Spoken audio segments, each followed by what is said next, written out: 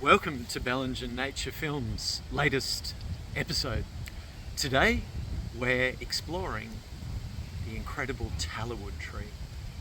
Before we start our exploration of this amazing piece of our environment, we'd like to encourage you to subscribe to our channel and to like.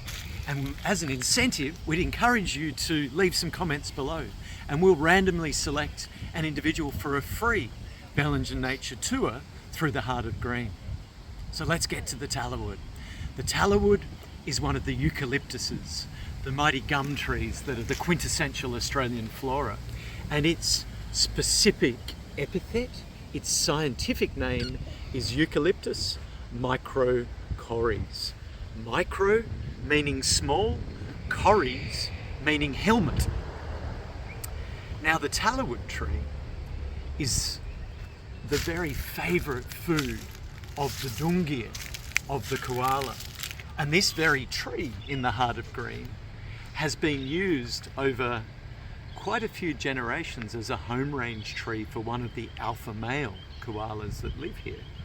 And sadly, he's kind of moved on a bit. We don't see him here much anymore. But these are some poos, some scats of the koala.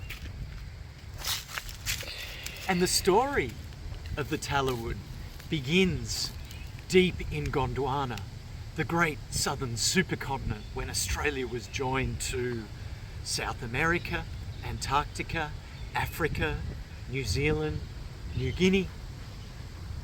And its story begins around about 52 million years ago in the Eocene period. And one of the most fascinating things about the Tallowwood is that there are actually fossils of the Tallowwood in Patagonia in South America. And these fruit are fossilized in a deposit that was laid down about 51.9 million years ago. And on Australia, we don't have fossils of eucalypts that are that old. And what that tells us is that when Gondwana was intact as a single supercontinent, that the very early forests had Tallowwood in them. And Tallowwood mixes in with rainforests. It's a eucalypt, it's more of a fire-prone and fire-promoting plant species. But for over 50 million years, it's been playing a role in these incredibly ancient forests. And there are a few characteristics that can distinguish the Tallowwood. One of them is that it grows absolutely massive. And some years ago, in the New England National Park, Gondwana Rainforests of Australia World Heritage Property, we found and measured a Tallowwood that is 80 metres tall. And that's now the largest measured tree in New South Wales, and it's right in the middle of the wilderness area.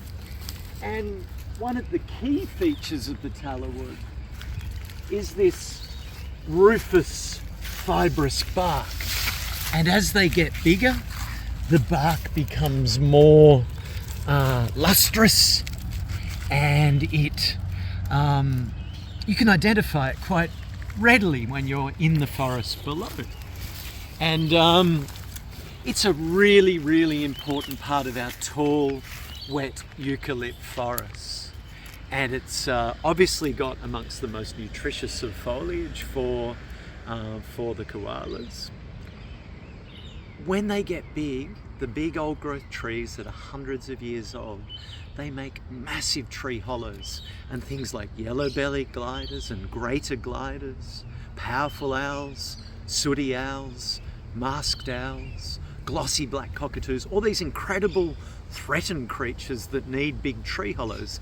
They love big, tall, old growth Tallowwoods with huge hollows. And sadly, there's a bit of a shortage of them, and lots of our hollow-dependent fauna really need more homes and more shelter, and they're suffering.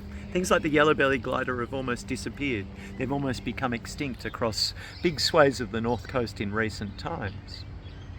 So the Tallowwood also is a very useful and valuable timber, and there's a conflict there between it being a commercially valuable tree, and its values to koalas and all the other species that depend upon it. So there's a very direct conflict between industrial logging of Tallowwood and the needs of our biodiversity. And we really do need to protect our forests from industrial logging to maintain our biodiversity, to store carbon. And some of these big Tallowoods, and this one's not particularly big, it's grown in the open here in the heart of green between the Botanic Gardens and the cemetery, and it's got quite an open crown form, but they hold immense amounts of carbon. They draw carbon down out of the atmosphere and they store it. So they play a really valuable role in the health of our ecosystems. And because they hold so much organic matter, they hold water within that biomass. And forests that are old growth then provide beautiful base flow to our streams, so they sustain life. So we really need to look after these forests and our life support systems. And we've really enjoyed today telling you the story of the Tallowwood.